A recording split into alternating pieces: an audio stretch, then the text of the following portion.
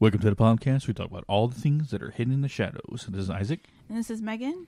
And on this long-anticipated episode, with a pretty cool thing at the end. Yes. Yes. We're going to test out something here. So I'll give you a teaser. Megan's going to do something that not only I've never heard been done on an episode, but I don't think it's ever been done in real life. So this thing I'm going to try, I've been wanting to do it actually at locations, but we haven't had the opportunity to, but who knows? I just want to test it out. I'm trying to think of different ways to use my abilities in episodes, because I know I've talked about it previously on different episodes about how, like, even when I research, I kind of remote view to begin with. And so I kind of don't want that to go to waste. I want to be able to bring you guys information that maybe might be, I guess, useful if there's anything that correlates. And that's the thing is, like, yes, I'm going to give you the research first, but I don't know what's going to come through with remote viewing. I have remote viewed there once, but, like, not as in depth as I'm going to go. So my theory or my thing that I've been wanting to try, and I've even wanted to do this at locations. So you take the Estes Method, right? The Estes Method is you put headphones on, put a blindfold on, plug into a spirit box, and basically it's to cut off outside stuff. Basically making the questions of the person or the person listening unbiased to the answers. Yes. Yes. And allowing spirits to come through. Well, I like that method, but with my abilities, it allows me to communicate with spirits automatically. I don't really need a spirit box. I mean, it helps, but I don't really need it. So my theory is, if I remote view, could I produce the same thing if I cut off? Like, because obviously when I remote view, I have, like, outside distractions, right? Mm. But what if I don't have outside distractions and I'm just fully there? So, like an Estes Method, not plugged into a spirit box, and a remote viewing. It's a remote viewing Estes Method. You're Estes Methoding, if that even a word, from a location that you're remote viewing from. And also cutting off all senses by listening to white noise. Yeah. Now, when I was talking about this in the beginning, I was like, how would we be able to use... I thought, like, one would just use, like, a necrophonics or a spirit box thing. But then again, that would be only picking up the spirits that are physically here, not remote viewed there. Mm-hmm. So what would be really cool is if we actually did that and you were picking up spirits through the necrophonics there. Mm-hmm. But I don't know if that's theoretically possible. Yeah, so we're just going to do this, like, this is the first trial episode, and we're going to see what the feedback from you guys is, and see if how everybody likes it, if this is something you want me to add to all locations that are locations, I guess you could say. So if, like, for instance, we talk about a concept, I really can't, I mean, I can't really tell you, like, remote view to a concept, obviously. But, like, if there's a specific location, I can. That makes sense. So this is Alaskan Triangle episode part 2, where we're going to do some weird stuff. But before we get to that, we thought we'd go through, Megan had said the disappearances and stuff like that. Mm-hmm. And then... I know that thing we talked about in the previous episode, Alaskan Triangle Part 1, was when you originally remote viewed there, like a month ago now? Mm-hmm. And what you trapped in your mind forest that I had to take out. Yes. So, that's what's entirely leading you want to remote view there again. Yes. But that's what the interesting part is. Everything we're talking about here, with disappearances and stuff like that, have little to do with the supernatural, which contradicts what you took from there when you remote view there. Mm-hmm. So that's where you kind of want to remote view there again. Yes. But so look forward to that here at the end. Yeah. So because I know a lot of people are like, what? Yeah. So what were you? What we're going to talk about first? So we're going to kind of go over the disappearances. I know I kind of grazed over some of the plane disappearances and stuff like that. We're also going to talk a little bit about the alien error or alien base that it's a big conspiracy, but it has something to do with the remote viewer with the Stargate project. So we're going to talk about that and how he mysteriously died after he remote viewed. But I thought we would start off talking about the disappearances, because this is the crazy thing. So I know we talked in the first episode that over 16,000 people from 1988 until now have disappeared. And it's really baffled a lot of people because they just completely go.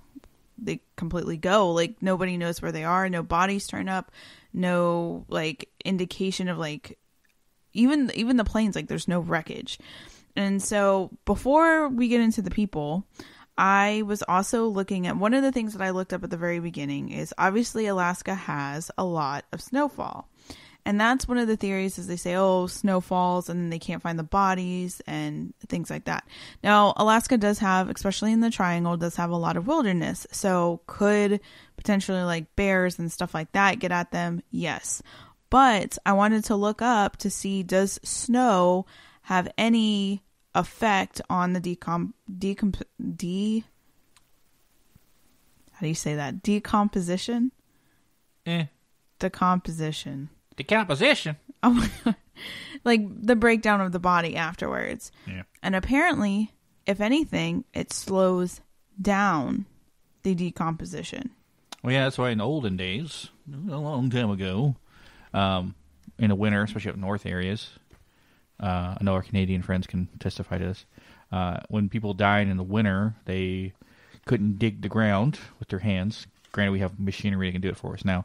But they would wait until the ground got soft again to bury people in the ground. So they would store people outside in sheds and stuff like that, because the bodies wouldn't decompose.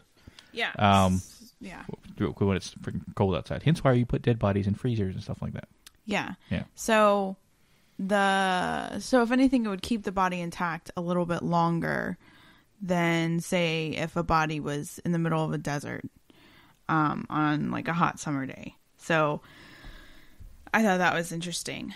But we're going to kind of go through some of the disappearances. A lot of the disappearances, too. I don't know if anybody is familiar with Missing 411. We're actually going to do an episode soon about Missing 411. But basically, Missing 411... We kind of touched about it. Yeah, and the Scariest Thing in the Woods, I think, episode. Which was 2 years ago now. Yeah. But basically, it's a group of people that are missing, and they have to meet a certain criteria to be classified as Missing 411. Basically, it rules out, like, anything animal related. A lot of people are saying, because it happens a lot near national parks, and so a lot of people are saying that this could also be part of the Missing 411. So another interesting thing before I go into the disappearances that I found was, I was watching a documentary on the Missing 411 for an episode that we're doing soon. And one of the things that the main guy said that created the Missing 411, so his name is David Paulides. I think I'm saying that right, hopefully. But he was a former detective and then started kind of like piecing together these cases. And he has a certain criteria at which I said before, like, he goes by anyways. But one of the things that he mentions at the very beginning of the documentaries is that the FBI rarely looks at missing adult cases. I was like, whoa, that can't be right. I never thought of that. Did you know that? Well, I remember you asked me about that before, but I didn't know it was in context of this. Yeah. So apparently with the FBI, the only reason they get involved is if there's some kind of strange happenings or like a hate crime or something that just doesn't make sense, then they get involved. All other times, they pretty much leave it to the local governments. So that's something to keep in mind. If the local government is not pushing to find somebody, the FBI is not going to get involved. And I can even use an example. I know you guys have heard me talk about my aunt's murder a lot. The FBI was involved with her murder case because of the fact the guys that murdered her were FBI informants. So that's why they got involved. But that's normally... FBI normally gets involved with missing children. But there has to be something crazy for them to basically get involved. And I said usually the reason why most adults don't get searched on is because get searched, or at least people will be looking for them, is because majority of the time they're dead, right? Yeah. There's no real reason someone to keep an adult male kidnapped, unless for nefarious reasons or something like that. Every reason is nefarious when it comes to kidnapping, but like for, I don't know, it's like what women do you get kidnapped for, right? Mm-hmm. And if a woman is kidnapped or disappeared, stuff like that, usually people want to look for them. But the assumption usually is that they're already dead.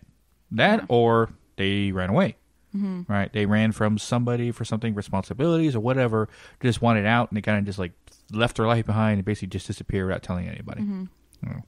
Keep that in mind when I'm talking about these missing people, because I just find that interesting. But first off, there was a missing person. And like I said, we're not going to go through all 16,000 because I don't even think some of it's recorded. But in 1932, there was a man named Tommy Madsen, who was a gold prospector, who vanished while searching for gold in the wilderness near Valdez, Alaska.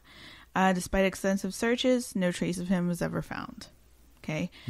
And that's the thing, is people somewhat think like, oh, these people don't have experience, they go in the Alaskan wilderness, whatever, but there is people that do have experience that still go missing, that is well aware of the Alaskan terrain and stuff like that, but they're still going missing. And it's almost like they wander off, which is another creepy thing. Yeah, it's like they just like wander off down a weird path and they're solo and stuff like that. Anyways, in 1943, there was another lady and her 2-year-old son. Her name was Thelma Pochlin. She disappeared while on a boat trip from Ketchikan to Metlakantla. I think that's how you say it.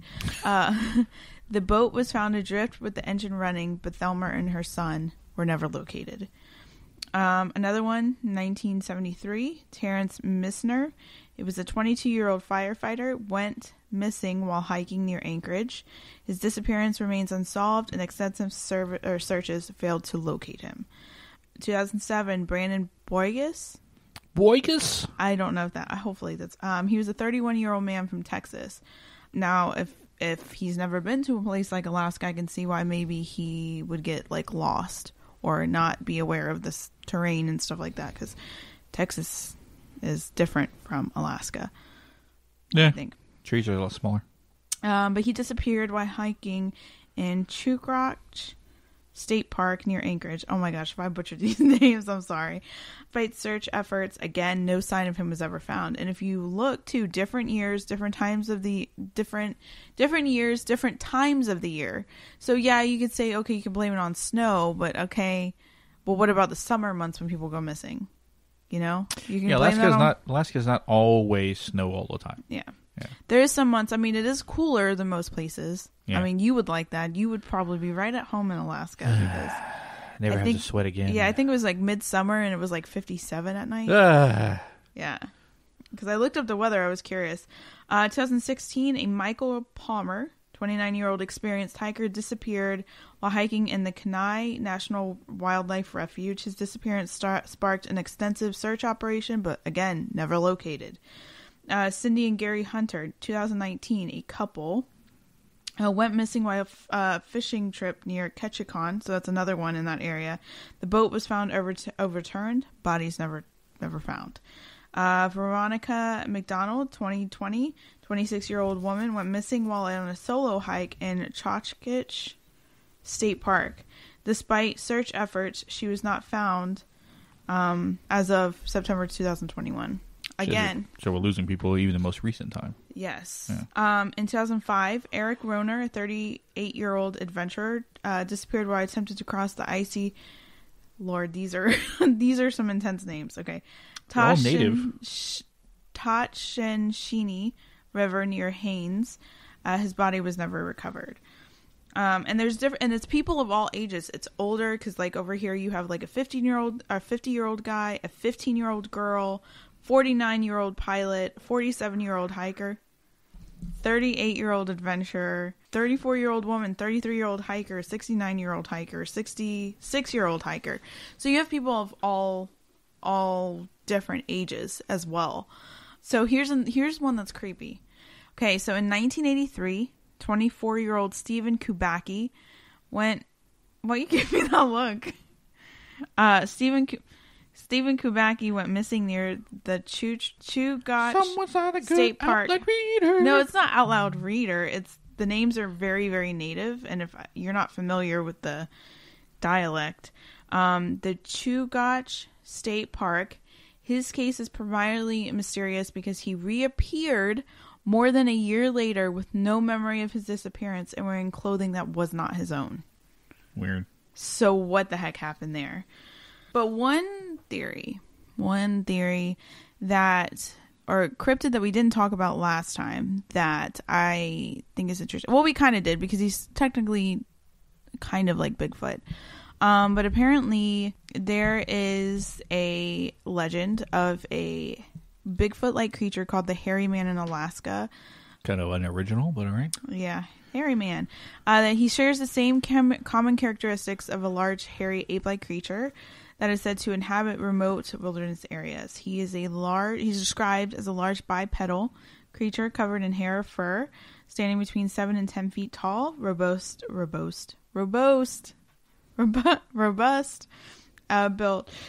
And witnesses report that he resembles an ape or a human covered in hair. Is he a bicycle? Oh, the bicycle, the bipedal. Yeah, I know. I need to get that. Bipedal. Bipedal. He's a bicycle.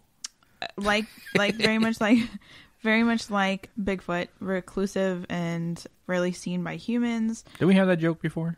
Yeah. With a Bigfoot on the bike. He's bipedal. Bipedal. Yeah. So this also stems from native legends. Different people of the Alaskan area have stories and legends about a large, wild, supernatural beings that bear similarities to the Bigfoot legend. Oh, you already talked about the otter man. Yes, the Kushtaka. Yeah. Yeah. But yeah, so that's pretty much...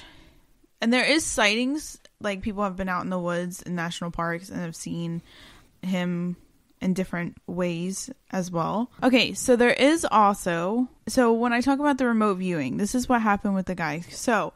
Apparently he died, right? And I was thinking when I first researched that this guy, like something dark when he remote viewed happened and he died.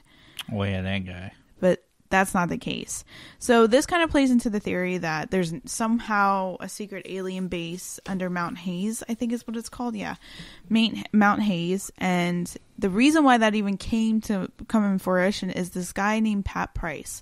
So Pat Price was part of the Stargate project, and it was a top secret U.S. government. So anybody that doesn't know what the Stargate project was, it was a top secret U.S. government program that aimed to investigate psychic phenomena, remote viewing, and potential military applicants of these abilities. So if it was going on now, we'd be top of the list. Yeah. The project involved trained remote viewers who claimed to have the ability to access information about distant or hidden targets throughout extrasensory perception, and provided intelligence information to various government agencies. It was declassified in the 1990s, revealing details of his experiments and research into paranormal phenomenon. Well, this guy, Pat Price, he was one of the most famous to come out of the Stargate project. And he was the one that remote viewed and found out that there was an alien base under Mount Hayes. So he would sit down in these sessions and draw what he saw. There was a documentary that there's a documentary that came out about this. And they basically said that his predictions were incredibly accurate. So basically, Pat Price remote viewed Mount Hayes and saw that there were structures under the mountain.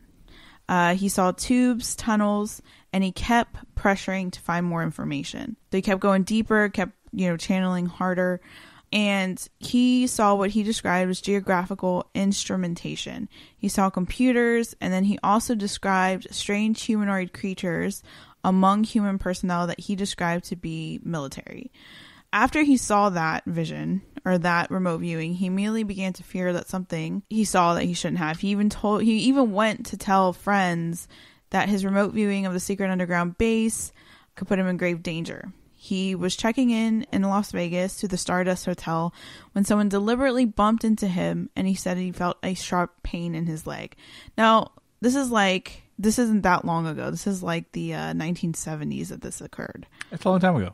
Yeah. But I mean, I'm not, like, well, yeah, I guess it. And that evening, he began to become unwell. The following morning, he had convulsions and he died. But the creepy part is the hospital never notified his wife and they cremated him. So they couldn't do a toxicology report. Nope. Yeah. So be careful when you're remote viewing, kids. No. Or remember where you're going, or at least the way you're telling people. Yeah. And that's the thing is, like, he was actively relaying this information to, like, government officials, and they were probably like, oh shit, he saw something he wasn't supposed to. Okay, but going back, so that's kind of like the remote viewing thing. There hasn't been that much, just like more like speculation about the alien base. So that's one of the theories, and it kind of supports the UFO, I guess, like, theory that they have that that's what's taken people. So into some more disappearances, because these are a little bit like, okay, what's going on? So there was a guy, his name was Frank Miano. He was a traditional educator and mentor on substance living, hunting, and culture. He apparently was missing from Niana on August 17, 2020. Apparently, the police only knew that he took shelter in a nearby cabin on the first day that he was reported missing. Several years later, there is no trace of his remains, and his case is still open. So, again, he was familiar with, you know, obviously, like, hunting and stuff like that, so the wilderness, so he knew. Another person that went missing, his name was Leonard Lane. He was a 73-year-old World War II veteran at the time of his disappearance. On the evening of July 4th, 1995, Leonard was reported missing after a parade in Fairbanks, and he disappeared within the Alaskan Triangle. Supposedly he had taken a walk. Police have no leads, don't know at all what went on with him. 2 years later, in 1997, he was declared legally dead, but his case remains unsolved. So these people are somewhat, like, they're somewhat aware. One more, her name is Jael Tiara Hamlin. She was a 20-year-old mom, went out to dinner with a roommate October 11, 2014. The women returned home, but Jael decided to go out again on her own. The next morning, her roommate found Jael's bed unmade and her car still in the driveway. Her purse was found buried in the snow 5 months later, and she still has not been found. So, it's kind of crazy because it makes you wonder, like, is it a person doing these disappearing? Not obviously all of them. Is it something supernatural? It's so bizarre that there's no... When I was watching the Missing 411, this is the thing that makes me wonder about the Missing 411 and the Alaskan Triangle, is in the documentary that the David guy put out, it was this guy, he was an older guy, was in the military, did hunting all of his life. He went with a group of his sons and I think like some friends and stuff like that to go hunting. He disappeared. They couldn't find him. He was well aware of the area. This wasn't in Alaska though. I think it was one of the northern states. They kept trying to find him. They couldn't find anything, not his rifle, not like any of his weaponry, none of his clothing. Actually, no, I take that back. I think they found his jacket later on. But, like, the FBI got involved. And so it makes you wonder, and that's what the David guy was saying, was why did the FBI get involved? Because if they get involved, there's a reason. This guy, the way the FBI turned out for him was like he was a brother to, like, a famous politician or something like that. Yet he wasn't. He was just a normal guy. So why is the FBI there? And so it makes you wonder... what's going on entirely with the Missing 411 and then Alaskan Triangle with all these people being missing. And there's not any real, like, stuff that turns up. Even with the plane crashes, there's nothing that really turns up. There's ghost ships that also are there, that go on the water, that the ghost ships normally, they go just floating. There's nobody on it. And there's no real rhyme or reason as to what happened. Yeah. Alaskan Triangle also has that. So it's so confusing because, like, with the Bridgewater Triangle, you can kind of pinpoint. And that's the thing with the Bridgewater Triangle, and I think I mentioned it the first one, is, like, you take the Bridgewater Triangle, right? And there's different haunted locations where you can pinpoint, like, okay, there's entities and stuff like that supposedly there. When you go to the Alaskan Triangle, there's really not much unless you dig into, like, the native legends, which aren't really out there for you to, like, look. You can't really, like, look them up on the internet unless, you know, like, the real deep legends. So, and I think, to be honest with you, I don't know. I keep leaning more towards cryptid stuff. Cryptid and people over there. Doesn't explain what you saw and what you brought back with you when you remote viewed there. Yes. So when I went there... Here's a perfect segue. Yeah. Because we're going to start the remote... Oh my gosh. Okay. When I viewed there the first time, and that's why I even wanted to do this episode, was because the first remote viewing. I was at this location. I don't know where this location is. I was able to kind of get a photo of it by typing in what I saw to, like, an AI image generator, and it did a pretty accurate thing. So maybe I'll post those on Instagram afterwards. But it was like a general store. And I didn't know that Alaska, that's pretty much like, especially in the remote areas, they have general stores. So basically where you can get all your stuff, right? In remote areas. But it was on the side, almost like a mountain. Like, there was mountains in the distance, but it was very icy. It was like a 2-story, almost like a barn looking situation. I know there was a sign at the beginning that said, like, general store, and just a little amount of parking, like not even big cars could fit in this parking lot. Like, it was very, very small. And it was almost like a stopping point before you get to, like, the really remote areas. And I just saw, every time I would go there, I would hear, like, howling. Just howling of, like, the wind.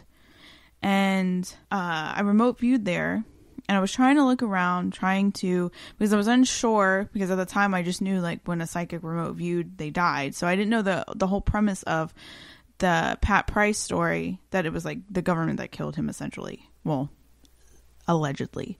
So I was kind of, like, wearisome about, like, staying too long at these locations. And so immediately I felt a sharp pain in my eyes, in the back of my head. And like I said, it was just like a swirling of, like, howling snow wind. You know, like when you see those, like, blizzards, right? It was just, like, circulating. And I got out of the remote view and I told Isaac, hey, because whenever I remote view and something kind of, like, it's like almost like what I'm doing is putting a fishing line out there. And sometimes things will follow the fishing line back if I don't, like, cut the connection off. Anyways, I didn't cut the connection off quick enough, and this thing came back. It was in my mind forest. And the entire time, back of my head felt cold, but, like, a lot of pressure. And my eyes hurt really bad. And so I immediately got up, went to Isaac, and I said, look, there's something in my mind forest. I need you to pull it out. And... What is the mind forest, you may ask? Oh, listen to Shadow Walker part 3? 2 or 3. I can't remember which one. It goes into detail about the mind forest. Anyway, it's a subconscious part of Megan's mind where she houses all her negativity. Granted, it's cleared out because I cleared it out. But anything she remote views and brings back with her always ends up there.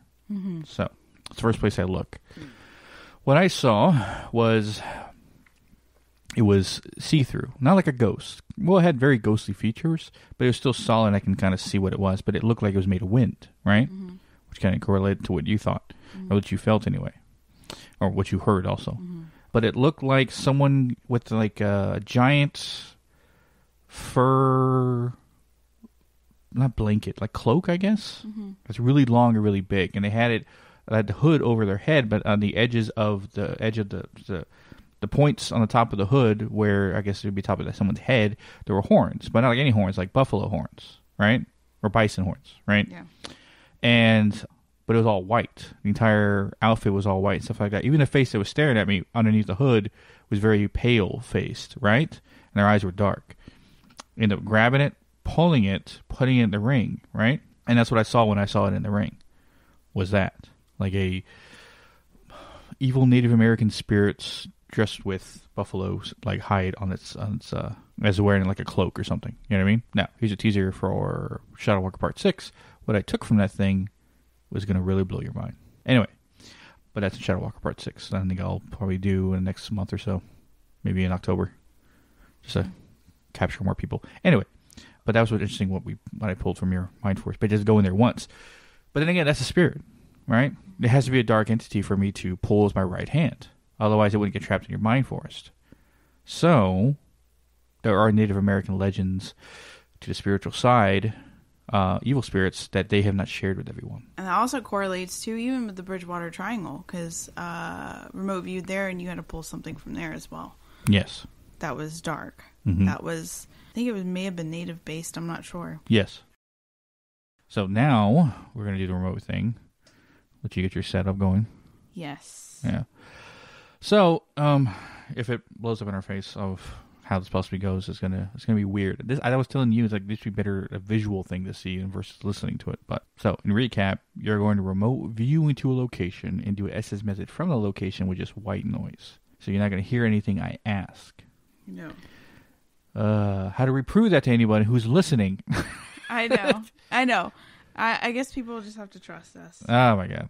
I mean, you could be sitting here doing nothing, or well, right now you have headphones on. Yeah. God dang it! This is why I wish we had video to prove it. Yeah. Well, that's the thing is if it works out good, then we can capitalize, but like move on from this and see like how we can incorporate more. And this might be a video segment that we do. Well, I don't know. It's just I guess I don't know. We just gotta see with it. I mean, granted, even if if you don't believe what we're doing, you're still going and seeing something there that we can't prove otherwise, right?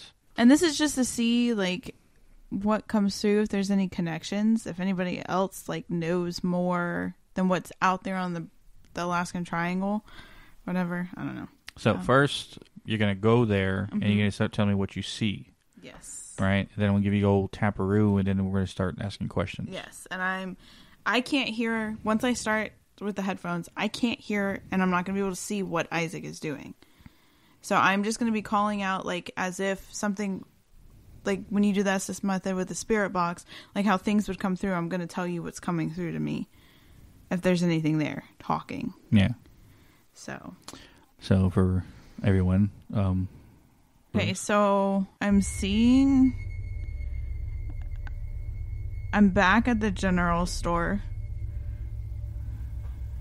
So the same place that I was when I first remote viewed.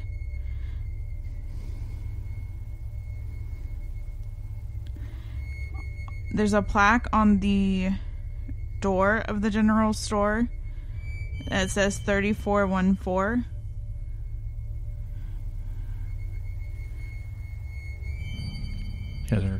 Now I'm walking on this path into this wooded area. Snow on the ground.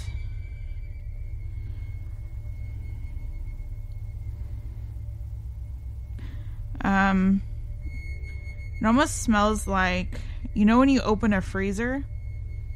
It smells cold.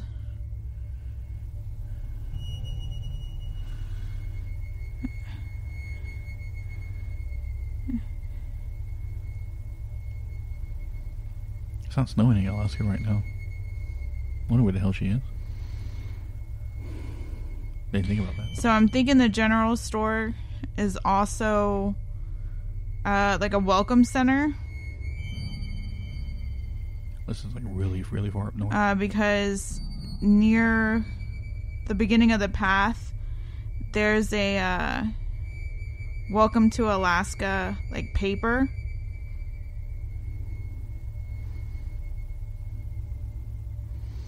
And there's a lady.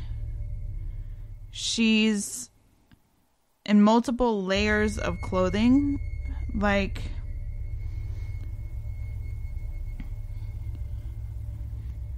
almost like a bunch of blankets. Like it's not like a jacket and a coat or anything like that. It's just like layers of clothing. Almost like a shawl, but like a winter shawl. And her hair is black, braided, and it's like in almost like a bun. And she's leading me down this path. Completely covered in snow, but it's like the trees are parted in the middle.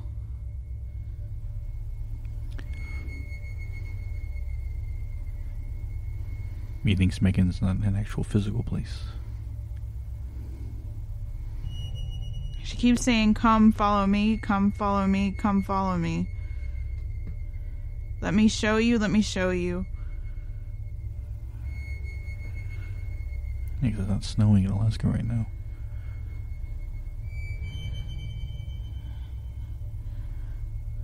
So it's weird because it almost is making me feel like I have disorientation. Like the trees are spinning.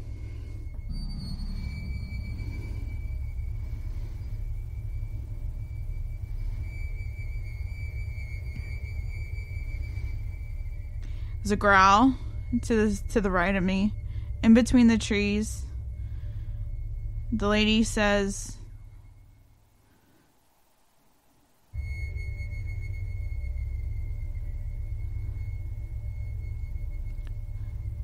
"It's here, but you're okay." Who is she? Can literally hear the crunch of like boots on the ground.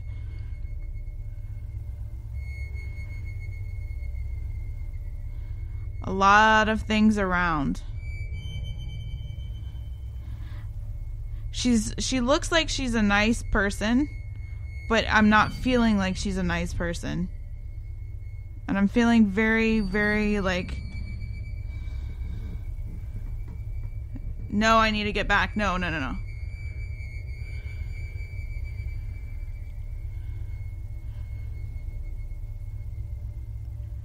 So when I first started, there was light, like almost like showing the way, showing the path.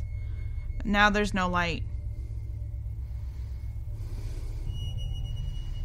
She keeps asking if I hear stuff. Who are you? My throat is almost feel like I physically feel my throat sore. It's not. She doesn't. She can't hear me, obviously.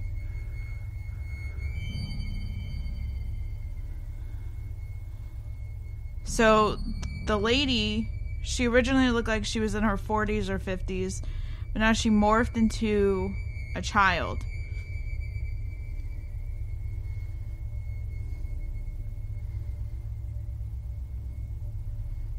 Can you follow me? Can you follow me? It's extremely dark now. Like, I know it's daytime, but it's extremely dark.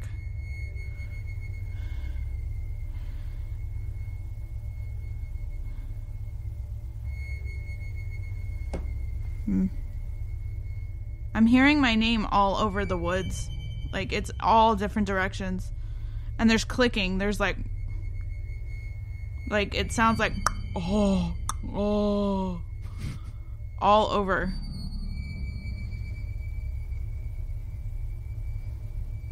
Who is the woman?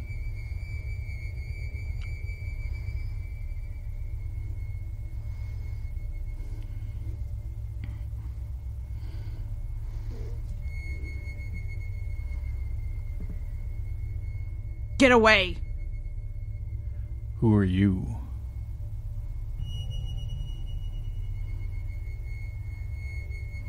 Do you understand what you channeled? Of course she does. That's why she's there. Who are you?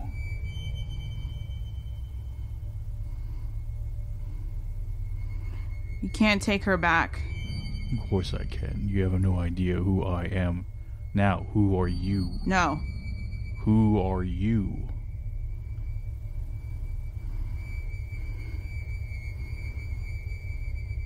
I know who you are and you can't take her back. Do you know who Ashwardakanta is?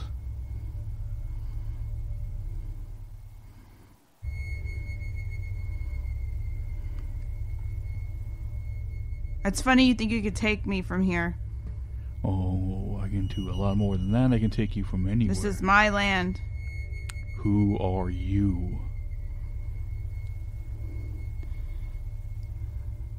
I'm getting very, like, predator vibes, like something is preying on someone. Only a coward keeps their name away.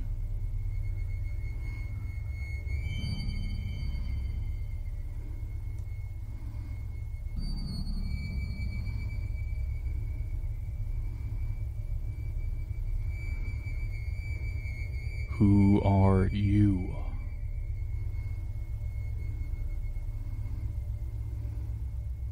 Are you a coward to go forward? Obviously, your name holds no power if you can't give it to me. I've told you mine. I will take her off her path. Oh, you can try. Obviously, you can't see what she truly is.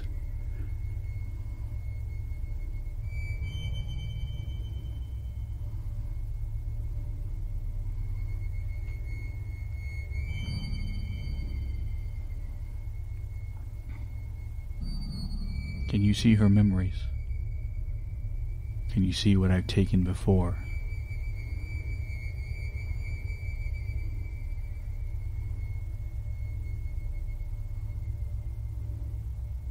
Can you see me?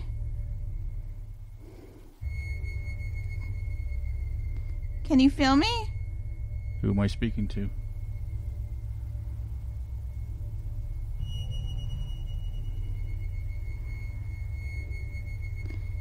Three, 4, 1, 4. Is that your name?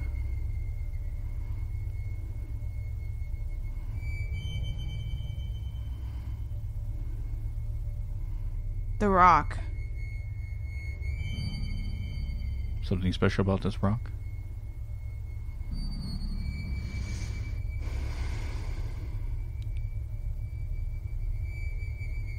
Nuh-uh-uh.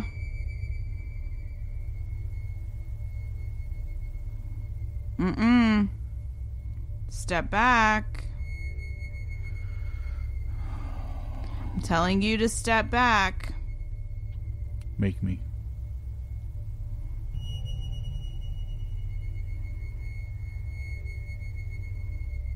How far do you think she'll come into the darkness? As far as it needs to be.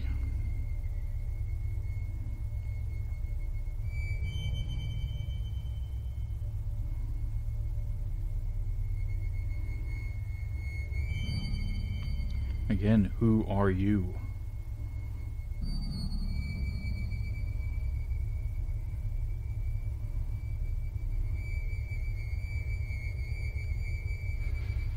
You think I can make her go into the trees? She has to chase you. Watch your tone. Why? Are you going to tell me otherwise?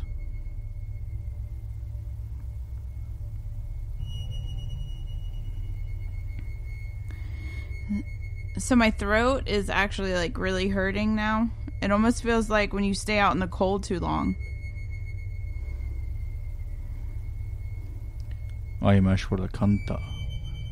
I am the Order Keeper. I am the Shadow Walker.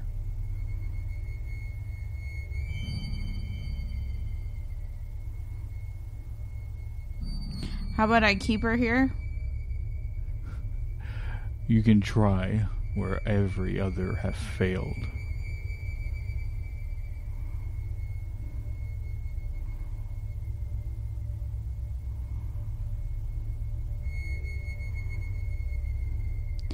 So now there is this gigantic thing standing at the end of the pathway.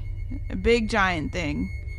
Looks like it literally looks like the size of Bigfoot, but it's not a Bigfoot. It's like a Shadow Man thing.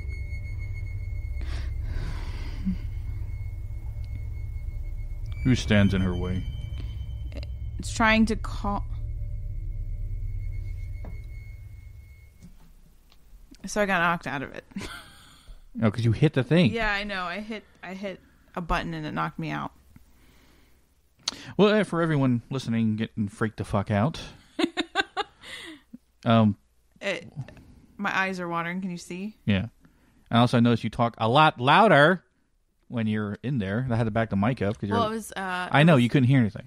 That and two, like the wind was howling, like it was like howling like a storm, kind of. So, but it was extremely quiet. Like there's no like I don't understand. Like it's wilderness, but there's no wilderness. Like there's no. Again, and I think you didn't realize it's not snowing in Alaska right now. So where the heck am I? Exactly. You didn't come to that realization. Wait, it's summertime. There's no snow in Alaska. Yeah. It's here in the mountains. But yeah, I told you it's at the mountains. Yeah. I don't know if it is snowing in Alaska. I don't know if any listener listening from Alaska can tell us if there's snow or not. Anyway, you kept giving off a number, right? 3451? No, 3414. 3414. That might be an address or something. Anyway. Suppose we have a woman, right? She talked like a woman. I'd say it was a woman, but she talked like a woman, right? No, it was a woman. Okay. I remember that, yeah. She was very cocky and egotistical. By the way, if anyone's going, Isaac, what the fuck were you talking like that for? That's my, I call my higher self voice. It does sound more assertive and it sounds different. That's because when I'm dealing with dark entities and stuff like that, for having a more threatening voice is, it's better to have one. Let's say that. So that's why my voice sounded different when I was asking Megan specific questions and stuff like that. Anyway, so you're probably going to listen to that recording back so you can hear everything. Two different people spoke, right? From you, it was a woman who seemed very egotistical, talking about how to draw you into the darkness, whatever like that, right? And then your voice went higher, and I guess a little girl was talking. Or unless it was her switching to a little girl. It was very bizarre because she knew I was there. Like, she immediately was there, and she was like, come, like, come on, down the path.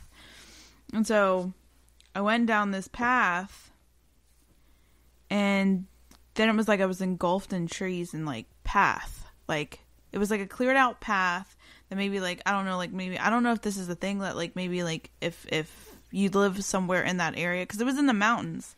Yeah. That's the thing. I'll push the mic closer now. Okay. Sorry. If you were talking like this. Sorry. Now you're talking like this. Yeah. Okay. I kept trying to get her goddamn name, right? And she didn't want to give it. Every time I asked her name, it went silent. And then I just go, oh, you think I can draw the darkness? I'll keep her here. You have no power. Stuff like that. Blah, blah, blah, blah. I kept saying, I'm Ashwadakanta, right? I am the Shadow Walker. I'm the Order Keeper, right? Everyone knows my name is 6 names. If you listen to Shadow Walker Part 5, you know what I'm talking about.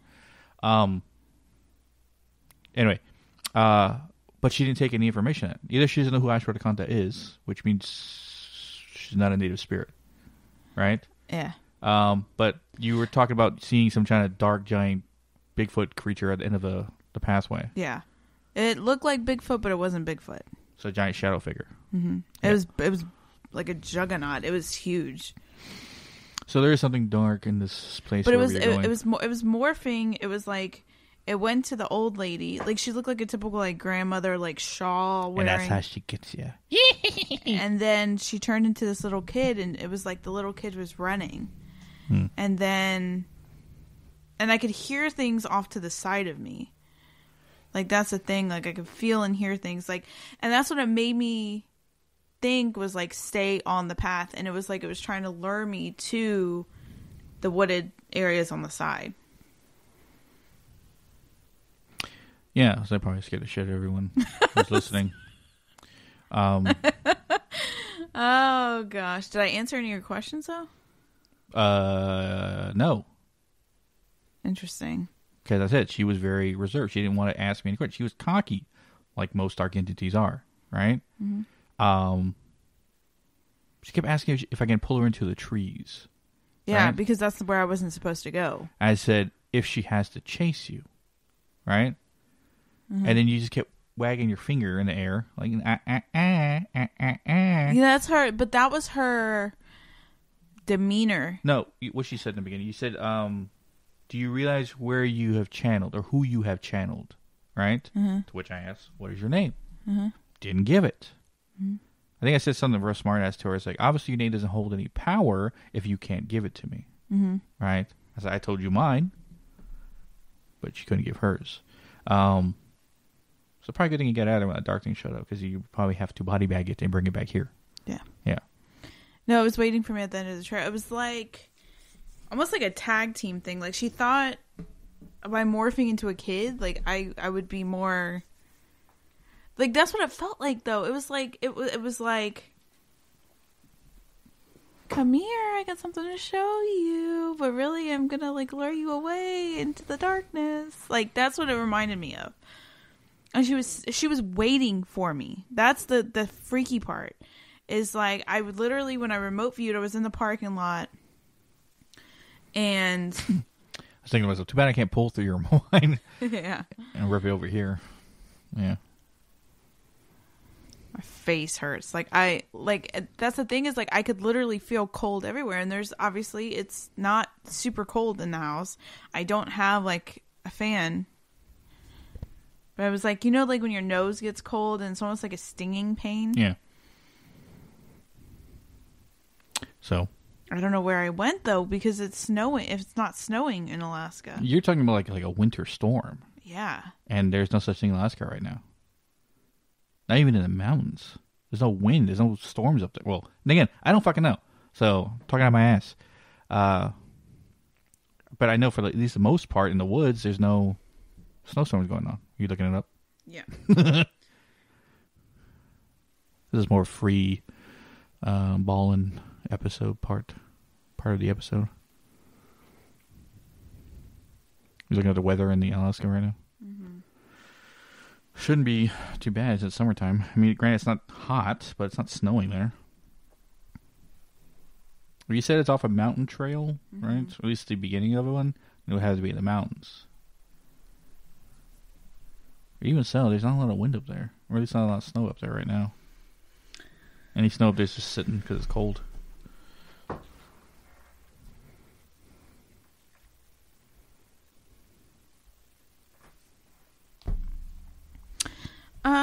I don't know. I gotta do some research on that. Because there is some snow in some areas. And it can fall as early as October. Now, am I remote viewing into a past thing? I don't understand. Then are you into a spiritual realm in Alaska? That or the place where you remote view to remote viewers that go there, she makes it look like a tundra, right? Yeah, that's what it looks like. It's like just like snow. Like a blizzard. The snow, yeah. It's not, I wouldn't say as much as a blizzard, but there is a lot of snow. The real question is why there? And why her? And this is the second time that I have not been anywhere else except for the path and the general store. What are you thinking about when you're going there? The Alaskan Triangle. Like, I'm just literally thinking of the Alaskan Triangle. Anywhere. So, if anyone tries to remote view into the Alaskan Triangle, they're met with this person. Or is it just you? But that's the thing, is every time I remote view, it seems very predatory. Like, people predatory and, like, predatory entity-wise. Maybe she's the one that's fueling the people to prey on other people. Sorry, I don't know. 3414. I gotta see what that. 3414 is what I kept. Now, what's really gonna piss people off is that we're gonna have to deal with this off episode. Yeah. They're like, what? We'll look for a haunted update in the future. Anyway, I think that's where you wrap it up. Yeah. Because we're gonna keep speculating until we figure something out. Yes. Which I know everyone likes to listen to that, but anyway, I don't want to take too much time. So, what are we talking about next week? Reiki healing. Reiki healing? Energy, or Reiki and energy stuff. Yes. Yes. So, look forward to that next week. We don't have any bonus episodes, right? No. Okay. So, look forward to that next episode on all about Reiki stuff. Just because I was interested in it, and I was told multiple times that my ability simulates Reiki stuff, so I researched into it and learned more about it, and it's kinda, but not exactly. And we'll explain why. But as always, you can find our social medias at Hidden in the Shadows Podcast on Instagram. Holy moly. What? Just a little teaser. I have to do more research into it, but there is a 3414 in Fairbanks, Alaska, which is where a lot of people are going missing. It's a little house that looks like a general store, but it's not a general store. And there's woods and a path into the woods. Mm. Okay. Bum, bum, bum. I don't know. I don't know what this is. So if I find anything that correlates with that, I will Post about it. Yeah. All right. And where you're going to see that on X is Hidden in the Shadows 6. Hidden in the Shadows Pod. Is it Hidden in the Shadows Pod 2 on TikTok? Yeah, Hidden in the Shadows Podcast 2. Podcast 2 on TikTok. Or links to all our social media, and always you can listen to us at hiddenshadowspodcast.com. That's it. We'll catch your widows in the next one. Yes.